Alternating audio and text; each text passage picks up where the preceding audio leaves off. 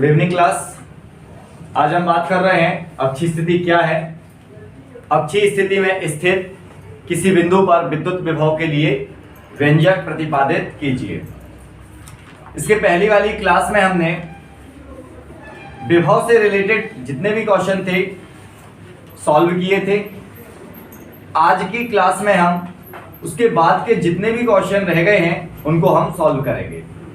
तो हमारा आज का पहला क्वेश्चन है, अक्षीय स्थिति क्या है।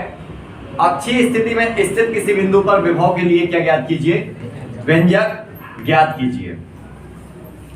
तो सबसे पहले इस क्वेश्चन में हम किसकी परिभाषा देंगे, अक्षीय स्थिति की क्या देंगे, परिभाषा देंगे। तो सबसे पहले हम लिखते हैं अक्षीय स्थिति।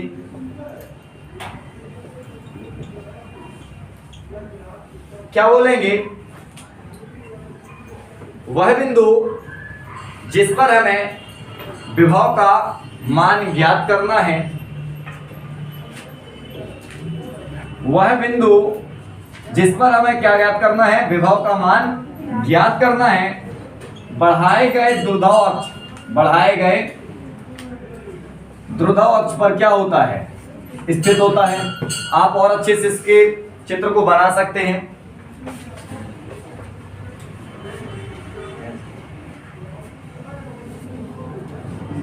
वह बिंदु जहां पर हमें विभव का मान ज्ञात करना है, बढ़ाए गए ध्रुव अक्ष पर क्या होता है, स्थित होता है।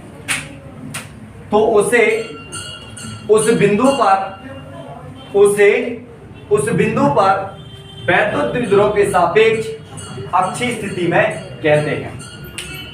इस परिभाषा को हमने इससे पहले भी पढ़ चुके हैं। विद्युत क्षेत्र की तीव्रता वाला जो हमारा क्वेश्चन रहा होगा उसमें हमने इस क्वेश्चन को बहुत बेहतरीन तरीके से सॉल्व किया था कि वह बिंदु जहां हमें विद्युत विभव का मान ज्ञात करना है, वहां हमने तीव्रता बोला था, अभी हम क्या बोल रहे हैं, विभव। तो वह बिंदु जहां हमें विद्युत विभव का मान ज्ञात करना है, बढ़ाए गए वैद्युत द्विध्रुव पर क्या होता है, स्थित होता है। तो उसे वैद्युत द्विध्रुव के सापेक्ष क्या कहते हैं, अक्षीय स्थिति में कहते हैं। आ गए व्यंजक में। व्यंजक में बोलेंगे, माना ए बी एक वैद्युत द्विध्रुव है जो माइनस क्यू और प्लस क्यू आवेशों से मिलकर बना है। ए बी क्या है, एक वैद्युत द्विध्रुव है जो माइनस क्यू और किससे मिलकर बना है, प्लस क्यू आवेशों से मिलकर बना है, जिसकी प्रभावी लंबाई कितनी है, 2l। प्रभावी लंबाई कितनी है, जिसके कहां से, मध्य बिंदु O से। इसकी प्रभावी लंबाई कितनी है, 2l, जिसके मध्य बिंदु कितनी दूरी पर, r दूरी पर एक बिंदु कौन है, P स्थित है, जहां विभव का मान ज्ञात करना है। माना ये भी एक वैद्युत द्विध्रुव है जो माइनस क्यू और प्लस क्यू आवेशों से मिलकर बना है, जिसकी प्रभावी लंबाई 2l है, जिसके मध्य बिंदु O से r दूरी पर वैद्युत द्विध्रुव पर, बढ़ाए गए वैद्युत द्विध्रुव पर एक बिंदु कौन स्थित है, P स्थित है, जहां हमें विभव का मान ज्ञात करना है। ये हमारी हो गई क्या, थ्योरी। तब बिंदु A पर उपस्थित माइनस क्यू आवेश के कारण वैद्युत द्विध्रुव में स्थित बिंदु P पर विद्युत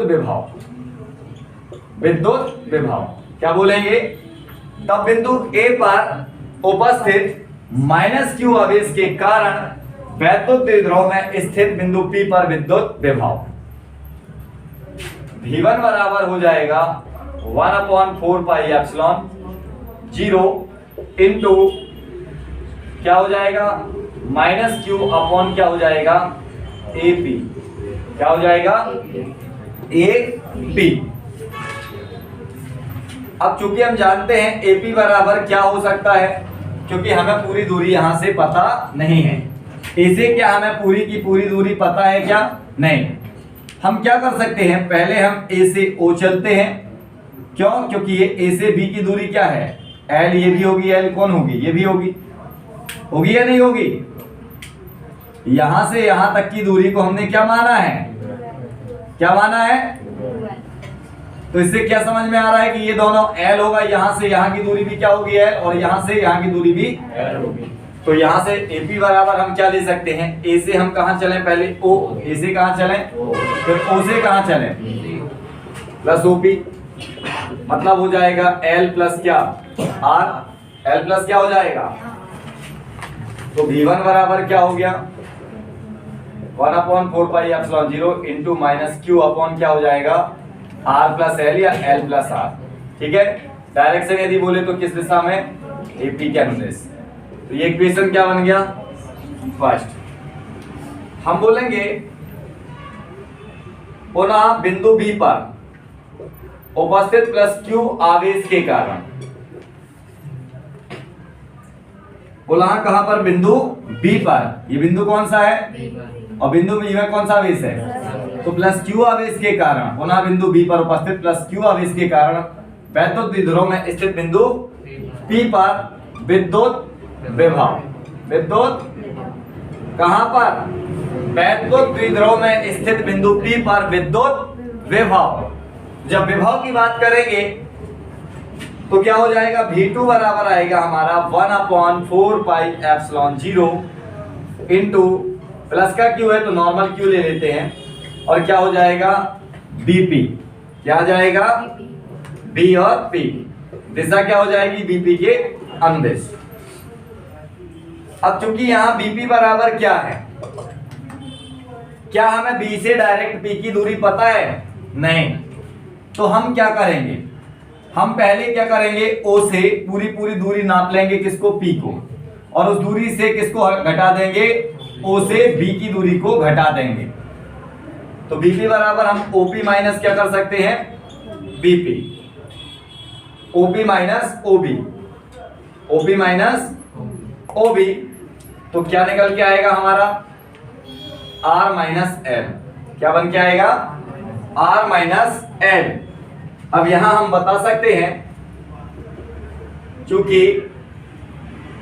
V1 जो है बड़ा है किससे, V2 से, V1 क्या है, बड़ा है V2 से, या V2 बड़ा है V1 से, क्योंकि हमने इसमें कौन सा आवेश लिया है, प्लस का आवेश लिया है, इसमें कौन सा आवेश लिया है, आवेश कोई मायने नहीं रखता, आप आवेश इसको माइनस में कर रहे हैं या इसे माइनस में कर रहे हैं, इससे कोई लेना देना, किसी भी एक आवेश को क्या कर सकते हो प्लस में, और दूसरे को क्या कर सकते हो माइनस में कर सकते हो। चलो तो यहाँ पर V1 की जगह हम कर दे रहे हैं क्या, V2 बड़ा है किससे, V1 से। अतः बिंदु P पर परिणामी विद्युत विभव का मान क्या निकाल लेते हैं, बिंदु P पर परिणामी विद्युत विभव, कहां, बिंदु P पर, बिंदु P पर क्या, परिणामी विद्युत विभव। और जब परिणामी विद्युत विभव की बात आएगी तो हम V बराबर क्या करेंगे, V1 प्लस V2, V बराबर क्या हो जाएगा, V1 प्लस, तो V बराबर, V1 की वैल्यू क्या है 1/4πε0 माइनस Q अपॉन क्या हो जाएगा R plus L, plus V2 का मान क्या है हमारा, V2 का मान क्या आया है 1/4πε0 into Q upon R minus L, तुमने लिखा ही नहीं है, यहां देख लेते हैं V2 की जो वैल्यू होगी क्या होगी, 1/ बराबर क्या, और Q अपॉन क्या हो जाएगा R माइनस L, ये V2 का मान है, ये मान लेते हैं इक्वेशन क्या है सेकंड। तो इस V2 का मान को यहाँ ऐड कर देते हैं, क्या हो जाएगा 1/4πε0 इंटू क्या हो जाएगा Q upon R minus L।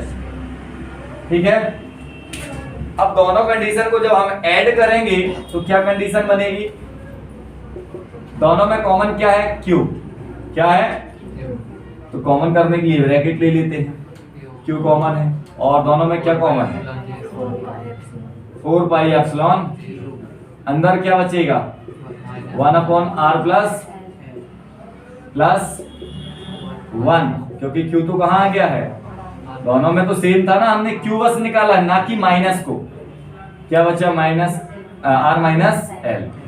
ठीक है, B बराबर क्या हो जाएगा Q अपॉन 4πε0, इसका मन में मल्टीपल कर लो तो -1 मल्टीपल में क्या हो जाएगा R minus L, R plus और बटे में क्या हो जाएगा ए प्लस बी, और ए माइनस बी बराबर क्या होता है माइनस बी स्क्वायर। क्या क्लियर है इतनी बात? अब यहां से हम क्या निकाल लेंगे, v बराबर हमारा हो जाएगा q upon 4 pi epsilon 0, minus का मल्टीपल होगा तो माइनस का r प्लस का l प्लस का r प्लस का l डिवाइड बार R square minus L square.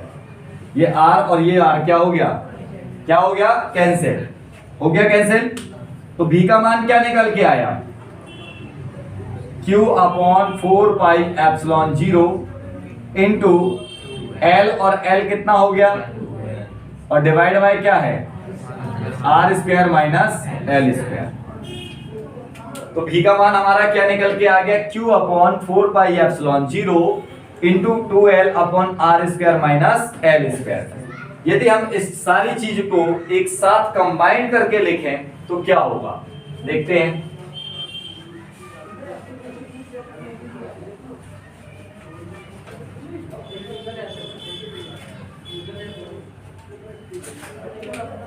हमारी कंडीशन कुछ इस तरीके से बन जाएगी, v बराबर हो जाएगा 1 अपॉन 4 पाई एप्सिलॉन 0 इंटू हो जाएगा 2ql डिवाइड बाय हो जाएगा R square minus L square.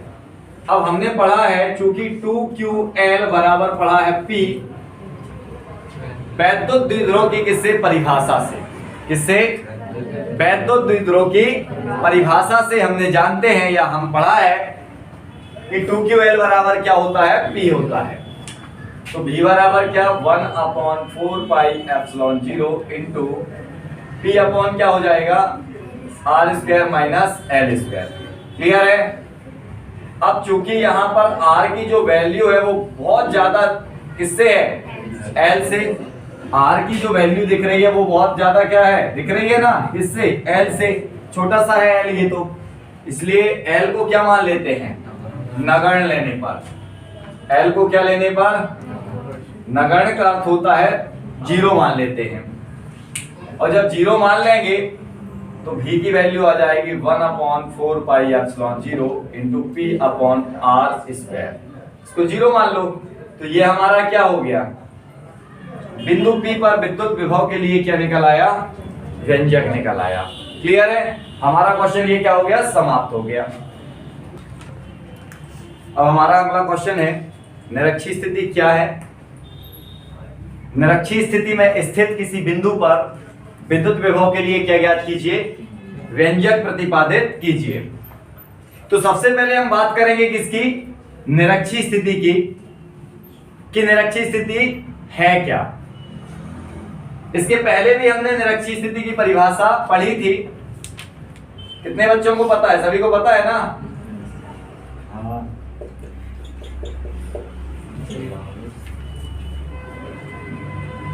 वह बिंदु जिस पर हमें विद्युत विभव का क्षेत्र नहीं बोलना, विद्युत क्षेत्र की तीव्रता वाला टॉपिक हमने पढ़ लिया है। तो वह बिंदु जिस पर हमें विद्युत विभव का मान ज्ञात करना है बढ़ाए गए द्विध्रुव अक्ष के लंबवत स्थित होता है। वह बिंदु जिस पर हमें विभव का मान क्या करना है ज्ञात करना है बढ़ाए गए द्विध्रुव अक्ष के कैसे स्थित होता है लंबवत स्थित होता है। तो उसे उस बिंदु पर वैद्युत द्विध्रुव के सापेक्ष क्या कहते हैं निरक्षीय स्थिति में कहते हैं। वह बिंदु जिस पर हमें विभव का मान ज्ञात करना है, इस बिंदु में ही हमें क्या ज्ञात करना है। तो वह बिंदु जिस पर हमें विभव का मान ज्ञात करना है बढ़ाए गए वैद्युत द्विध्रुव के कैसे स्थित है लंबवत स्थित है। बढ़ाए गए वैद्युत द्विध्रुव के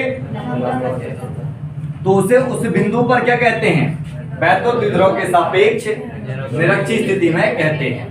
अब आ जाएंगे किसमें व्यंजक में। माना ए बी एक क्या है वैद्युत द्विध्रुव है जो प्लस क्यू या माइनस क्यू कुछ भी ले लो, चलो माइनस क्यू भी ले लेते हैं। माइनस क्यू और किससे प्लस क्यू आवेशों से मिलकर बना है जिसके बीच की दूरी कितनी है 2l है, जिसके मध्य बिंदु कितनी दूरी पर? निरक्षीय स्थिति में एक बिंदु कौन स्थित है? जहां विभव का मान क्या करना है? माना ए बी क्या है? माइनस क्यू और प्रभावी लंबाई मध्य बिंदु कितनी दूरी पर? कहां पर? निरक्षीय स्थिति पर। एक बिंदु कौन है? जहां में क्या ज्ञात करना है? विद्युत विभव का मान ज्ञात करना है। क्या ज्ञात करना है? तो इसको ज्वाइन कर दें।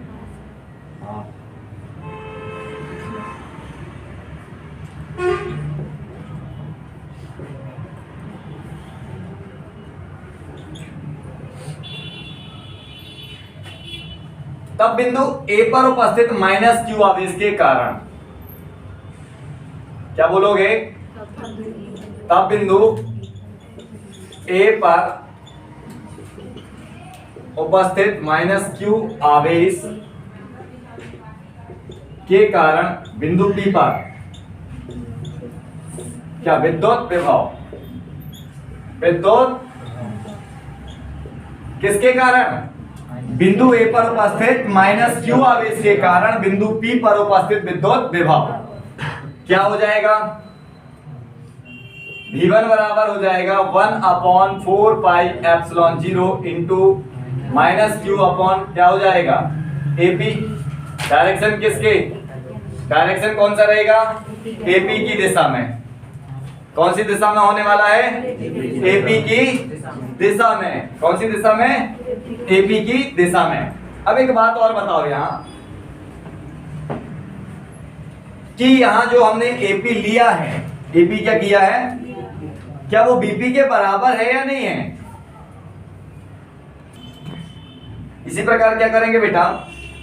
बिंदु B पर उपस्थित प्लस Q आवेश के कारण बिंदु P पर क्या निकाल लेंगे? विभव। ठीक है, तो पुनः बिंदु B पर उपस्थित प्लस Q आवेश के कारण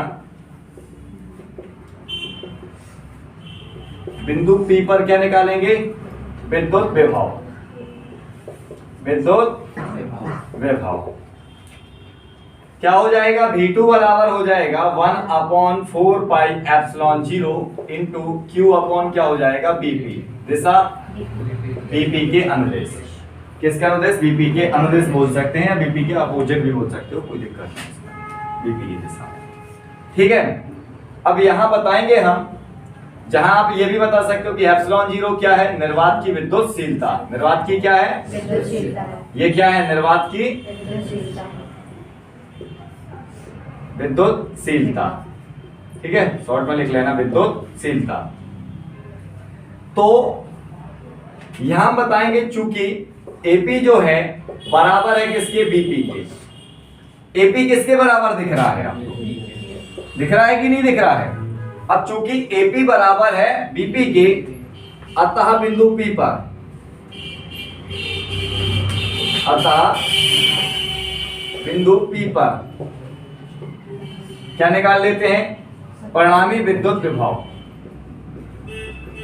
परिणामी विद्युत विभव V बराबर क्या हो जाएगा? V1 plus V2। V बराबर, V1 का मान क्या है बेटा? 1/4 पाई epsilon 0 into minus Q upon क्या? AP प्लस V2 का मान क्या है? 1/4 पाई एप्सिलॉन 0 इंटू Q अपॉन क्या? BP। हम चाहते तो AP और BP के मान भी निकाल सकते थे, पाइथागोरस प्रमेय का क्या करके? उपयोग करके ये कंडीशन को हम फाइंड कर सकते थे, जैसे हमने किसमें किया था? पिछली क्लास में विद्युत क्षेत्र की तीव्रता ज्ञात करने के लिए किया था। किंतु यहां पर वो करने की भी आवश्यकता नहीं पड़ती है। क्यों? क्योंकि हम पहले ही बता दिए हैं कि AP क्या है? BP के बराबर है। तो यहां सबसे पहले क्या कॉमन ले लेते हैं हम? V बराबर 1 Q अपॉन ले लेते हैं 4 पाई एप्सिलॉन 0। क्या कॉमन कर लिया? दोनों में क्या कॉमन दिख रहा है आपको? Q क्या दिख रहा है? हमें माइनस नहीं लेना है कॉमन, सिर्फ क्या ले रहे हैं? Q। और दोनों पक्ष से क्या ले सकते हैं? 4 पाई एप्सिलॉन 0। तो अंदर क्या बचेगा? माइनस 1 अपॉन क्या बचेगा? AP। और यहाँ प्लस का 1 अपॉन क्या बचेगा? क्या बचेगा? बीपी। अब चूंकि हमने अभी बताया कि एपी जो है वो बराबर है किसके, बीपी के, तो भी बराबर क्यू अपॉन क्या हो जाएगा 4 pi epsilon 0 minus 1 upon AP plus एक काम करते हैं इसको भी क्या लिख लेते हैं 1 अपॉन एपी। ये दोनों कट हो जाएंगे तो क्या आएगा 0, तो क्यू अपॉन 4 पाई एप्सिलॉन 0 और ये दोनों को काट दो क्या हो जाएगा 0, इसलिए भी की वैल्यू क्या आ जाएगी। अतः निरक्षीय स्थिति में स्थित किसी बिंदु पर विद्युत विभव का मान क्या होता है, शून्य होता है। और इस प्रकार ये क्वेश्चन भी हमारा क्या हो गया, सॉल्व हो गया। अगला क्वेश्चन है धारिता किसे कहते हैं। धारिता का मात्रक, विमेय सूत्र, और साथ ही साथ हमें एक क्वेश्चन दिया गया है कि एक विलगित गोली चालक की धारिता के लिए क्या ज्ञात कीजिए, व्यंजक ज्ञात कीजिए। तो सबसे पहले हम धारिता की परिभाषा निकालेंगे। धारिता की क्या है परिभाषा, जिस प्रकार किसी पात्र में क्या करने से, द्रव डालने से, क्या डालने से, द्रव डालने से उसके आयतन में अर्थात आकार में क्या होती जाती है, वृद्धि। सपोज एक पात्र है, बाल्टी ले लो, कुछ भी ले लो पात्र, और उस पात्र में धीरे धीरे क्या डालते जाओ, द्रव डालते जाओ। अब 1 लीटर द्रव डालोगे तो उसका स्तर कहाँ रहेगा, नीचे रहेगा, और डालोगे तो कहाँ जाता जाएगा, बढ़ जाएगा उसका स्तर।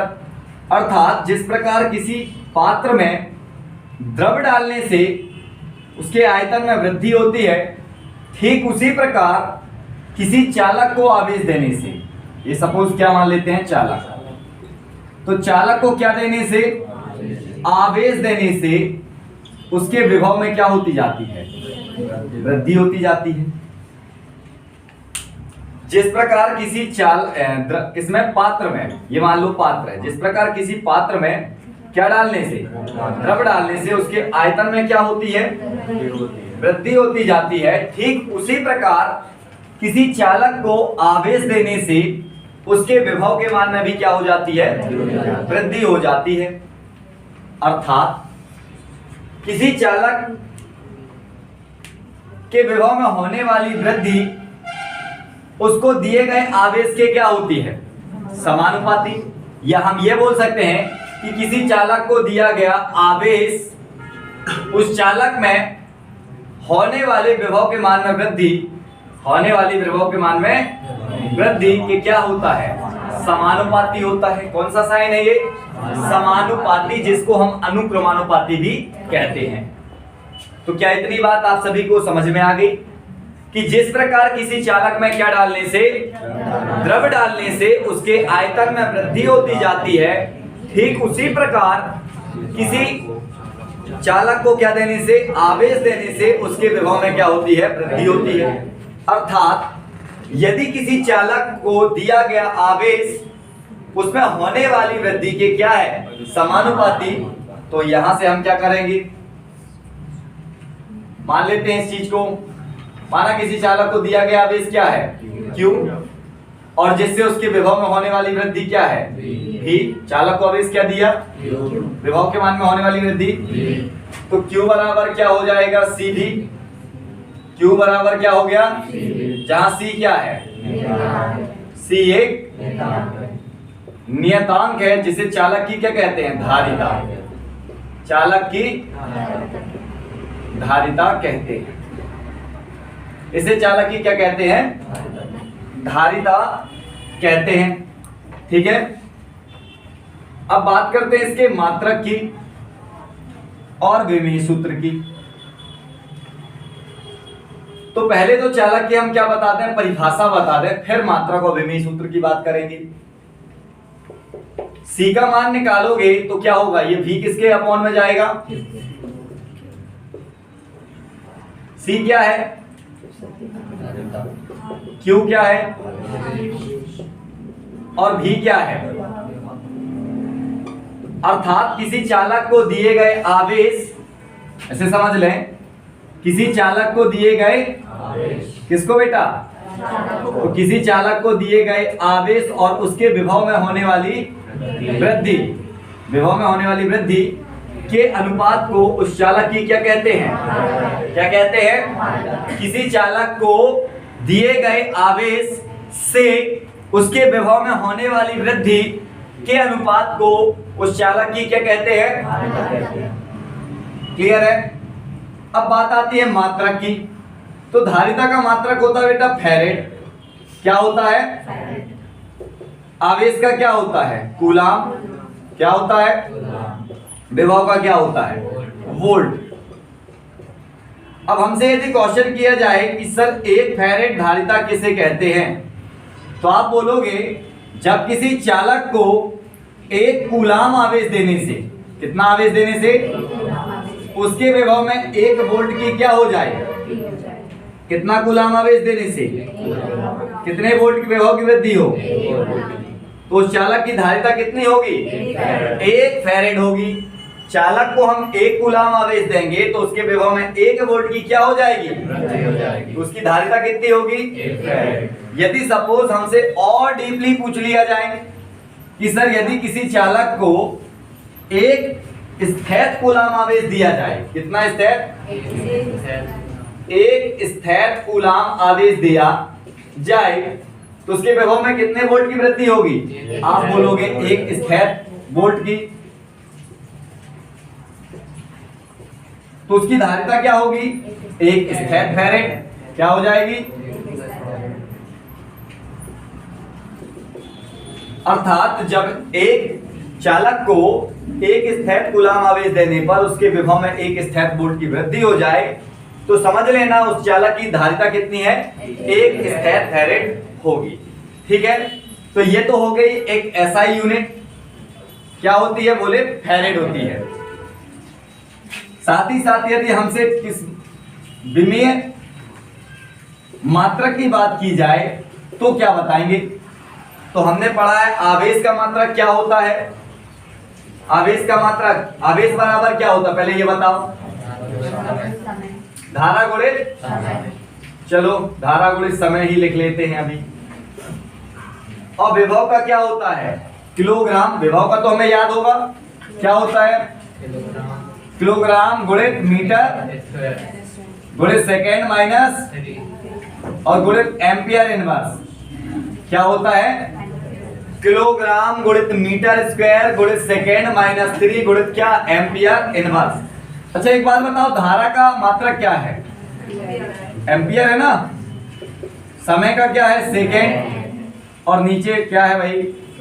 किलोग्राम गुणित मीटर स्क्वायर गुणित सेकेंड माइनस 3 गुणित क्या?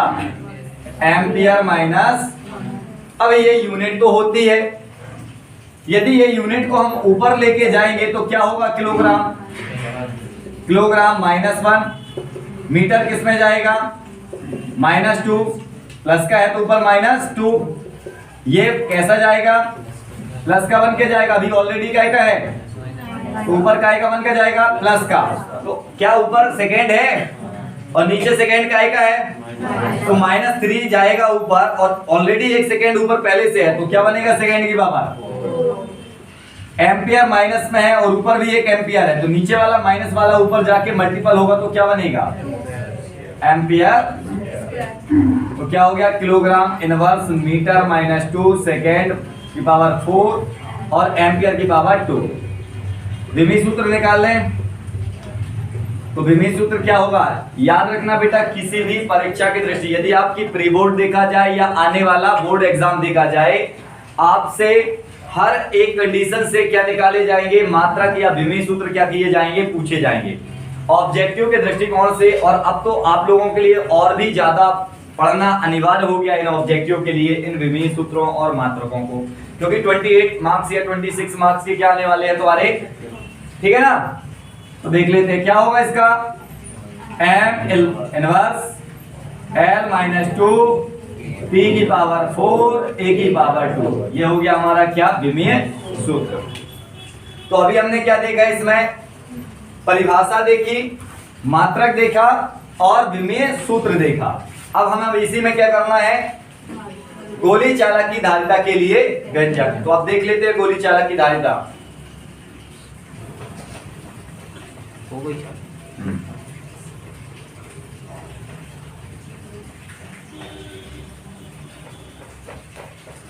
अब हमारा टॉपिक रहेगा चालक की धारिता के लिए क्या निकाल लेते हैं, व्यंजक। तो इसमें मान लेते हैं, माना ए एक विलगित गोलीय चालक है। विलगित अर्थात स्वतंत्र क्या है, एक गोलीय चालक है जिसका केंद्र क्या है, O, जिसका केंद्र क्या है O और त्रिज्या क्या है R है। माना A एक विलगित गोलीय चालक है जिसका केंद्र क्या है और त्रिज्या कितनी है, ठीक है। A क्या है, विलगित गोलीय चालक। A क्या है, विलगित गोलीय चालक है जिसका केंद्र O और त्रिज्या R है। जब इस चालक को क्या दिया जाता है, प्लस Q आवेश, क्या दिया जाता है, प्लस Q आवेश दिया जाता है, तो यह इसके बाह्य पृष्ठ पर समान रूप से क्या हो जाता है, कहां वितरित हो जाता है। जब ये बाह्य पृष्ठ पर समान रूप से वितरित हो जाता है तो यह किसकी भांति व्यवहार करेगा, पृष्ठ। अतः जो ये पृष्ठ है बेटा, पृष्ठ ये किसकी भांति व्यवहार करता है, समविभव पृष्ठ की भांति। समविभव अर्थात क्या बोलेंगे कि विद्युत बल रेखाएं इसके केंद्र से कहां आती हुई प्रतीत होती हैं, बाहर की ओर आती हुई क्या होती हैं, प्रतीत होती हैं, ठीक है। इस प्रकार विद्युत बल रेखाएं कहां, केंद्र से बाहर की ओर आती हुई प्रतीत होती हैं। क्या बोलेंगे, माना ए एक विलगित गोलीय चालक है जिसका केंद्र O है, त्रिज्या R है। जब इस चालक को प्लस Q आवेश दिया जाता है तो यह आवेश जो है उसके बाह्य पृष्ठ पर क्या हो जाता है, समान रूप से वितरित हो जाता है। आप कपड़ा पहनते हो क्या, तो पेट के अंदर कपड़ा घुसेड़ते हो क्या, बाहर ही नहीं पहनते हो। तो ये आवेश भी दिया तो कहां जाएगा, उसके बाह्य पृष्ठ पर समान रूप से क्या हो गया, वितरित हो गया, ठीक है। अतः यह पृष्ठ किसकी भांति व्यवहार करता है, एक समविभव पृष्ठ की भांति व्यवहार करता है, जिसमें बल रेखाएं कैसी होती हैं, केंद्र से बाहर की ओर आती हुई क्या होती हैं, प्रतीत होती हैं। कहां से कहां आती हुई प्रतीत हो रही हैं, केंद्र से बाहर की ओर आती हुई प्रतीत होती हैं। अतः माना इस चालक के पृष्ठ पर स्थित किसी बिंदु पर विद्युत विभव, तो यहां से आप क्या मान लेंगे, अतः यदि चालक के पृष्ठ पर स्थित किसी बिंदु पर विभव V बराबर क्या हो, 1/4πε0 K इंटू Q अपॉन क्या होगा R, Q अपॉन क्या हो जाएगा R, ठीक है। तो अब कंडीशन हम किसकी लेंगे, धारिता की। किसकी कंडीशन लेंगे, धारिता की। अब चूंकि धारिता की परिभाषा से हमने क्या पढ़ के आए हैं, C बराबर क्या होता है Q अपॉन, तो C बराबर Q अपॉन V का मान क्या है 1/4πε0 K इंटू Q अपॉन क्या R। ये Q से Q क्या हो गया, ये 4πε0 K और R कहां जाएगा, तो C बराबर क्या हो गया 4πε0 K इंटू क्या, यही गोलीय चालक की संधारिता, सॉरी गोलीय चालक की धारिता के लिए क्या है, व्यंजक। कैसे गोलीय चालक की, विलगित गोलीय चालक की। यही किसके लिए बेटा, विलगित गोलीय चालक की धारिता के लिए क्या है, व्यंजक है, ठीक है। विलगित गोलीय चालक की धारिता के लिए व्यंजक है। तो ये क्वेश्चन हमारा क्या हो गया, कंप्लीट हो गया। अब हम बात करेंगे किसके बारे में, संधारित्र के बारे में।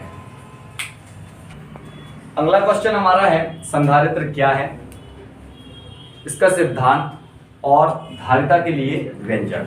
अभी हम इसका प्रकार नहीं पढ़ रहे हैं, प्रकार इसके कितने होते हैं, मोस्टली 3 प्रकार होते हैं, तो वो भी देख लेते हैं, है ना। फिर उनको एक एक करके अपन आगे पढ़ेंगे। तो सबसे पहला टॉपिक हमारा क्या आया, संधारित्र। संधारित्र एक ऐसा उपकरण जिसकी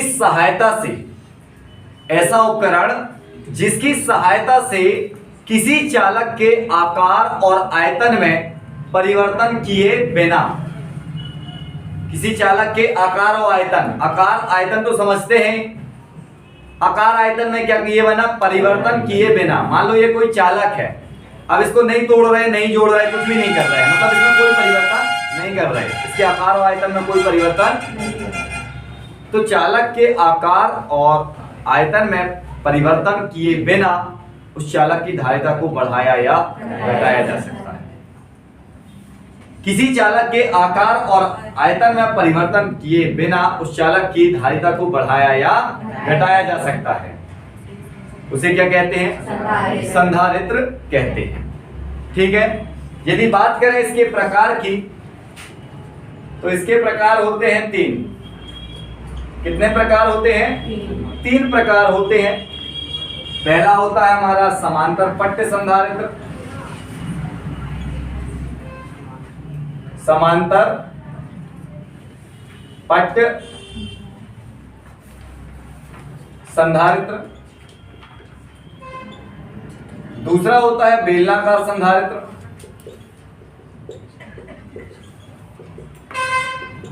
और तीसरा होता है गोलीय संधारित्र।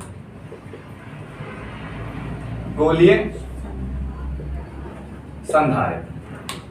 तो कितने प्रकार होते हैं इसके? 3 प्रकार मुख्यतः होते हैं। एक समांतर पट्ट संधारित्र, दूसरा बेलनाकार संधारित्र, और तीसरा होता है गोलीय संधारित्र। अब बात करते हैं इसके सिद्धांत की। इनका जो वर्गीकरण होगा बहुत बेहतरीन तरीके से हम एक एक करके क्वेश्चनों में देखेंगे। अभी फिलहाल में हम संधारित्र का क्या पढ़ लें? सिद्धांत। तो संधारित्र का सिद्धांत है क्या? जब किसी आवेशित चालक के समीप, या आप ऐसा बोल सकते हैं कि माना ए एक क्या है? चालक की प्लेट है। माना ए क्या है? एक चालक प्लेट है जिसे क्या दिया गया है? प्लस क्यू आवेश दिया गया है। ए क्या है?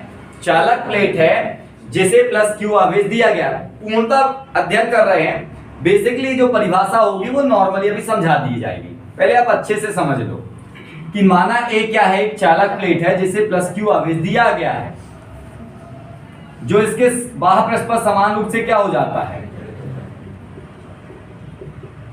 समान रूप से क्या हो जाता है? वितरित होता है। अब यदि इसी आवेशित चालक के समीप एक अनावेशित चालक की प्लेट बी को क्या किया जाए? लाया जाए। ये मान लो एक चालक प्लेट क्या है? बी, अनावेशित, इसमें कोई आवेश नहीं है, ना तो धनावेश है और ना ही ऋणावेश है, अनावेशित है। हमने चालक ए को प्लस क्यू आवेश दिया, वह पृष्ठ पर समान रूप से वितरित हो गया। अब इसके समीप हमने एक अनावेशित चालक प्लेट किसको ले आए? बी को ले आए। तो होगा क्या? प्रेरण की क्रिया। कौन सी क्रिया? जेलिस, अपनी भाषा में क्या बोला? जलन। एक व्यक्ति कुछ कर ले तो दूसरा व्यक्ति जलन के मारे वो ऑटोमेटिक हो जाएगा, उसमें क्रियाएं हो जाएंगी। लेकिन शिक्षा के क्षेत्र में ये जलन बहुत कम मिलती है कि एक 99% बनाया है तो दूसरे को जलन आए तो वो 100 चला जाए, 98 में आ जाए, 97 में आ जाए, वो जलन नहीं मिल सकती है। ये जलन केवल आंतरिक वाली मिल सकती है। आंतरिक वाली, उसने ऐसे कपड़े पहने हैं, हम बना लिए, हम ऐसे पहन के चलेंगे, ये जेलिस मिल सकती है, किंतु इस क्षेत्र में जलन नहीं मिल सकती। लेकिन फिर भी यहां पर ये जलन मिलेगी। तो वो जलन है क्या? प्रेरण। तो प्रेरण की क्रिया के द्वारा ये प्लेट बी के कौन से पृष्ठ पर? आंतरिक पृष्ठ पर। कौन से पृष्ठ पर? ऋणावेश। और बाह्य पृष्ठ पर क्या प्रेरित हो जाएगा? धनावेश प्रेरित हो जाता है। जैसे अनावेशित चालक प्लेट बी को लाओगे तो प्रेरण की क्रिया होगी और इसके आंतरिक पृष्ठ पर ऋणावेश प्रेरित हो जाएगा और बाह्य पृष्ठ पर क्या हो जाएगा? क्लियर है? आंतरिक पृष्ठ पर उपस्थित ऋणावेश, प्लेट बी के आंतरिक पृष्ठ पर उपस्थित ऋणावेश प्लेट ए के आवेश को कम करने का प्रयास करता है। अर्थात प्लेट बी का कौन सा आवेश? ऋणावेश ए के किसको? धनावेश को क्या करने का?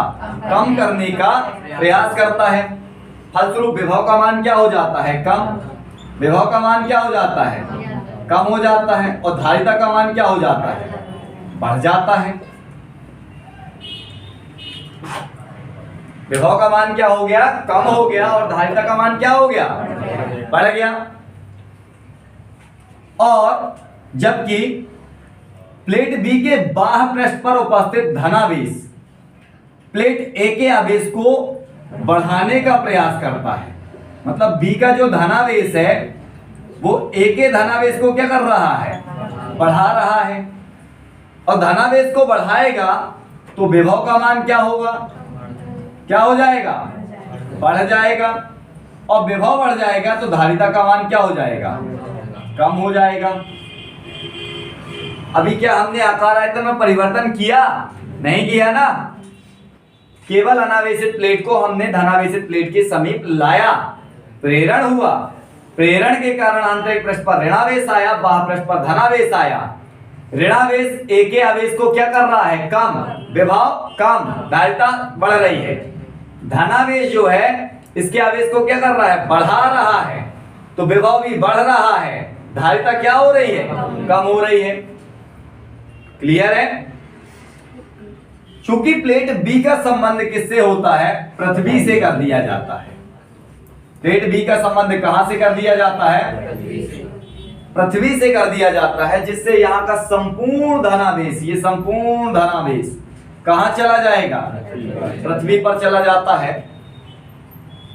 और प्लेट बी पर केवल क्या रह जाता है, मतलब धनावेश कहां चला गया, पृथ्वी में। कहां चला गया, केवल क्या बचा, ऋणावेश बचा।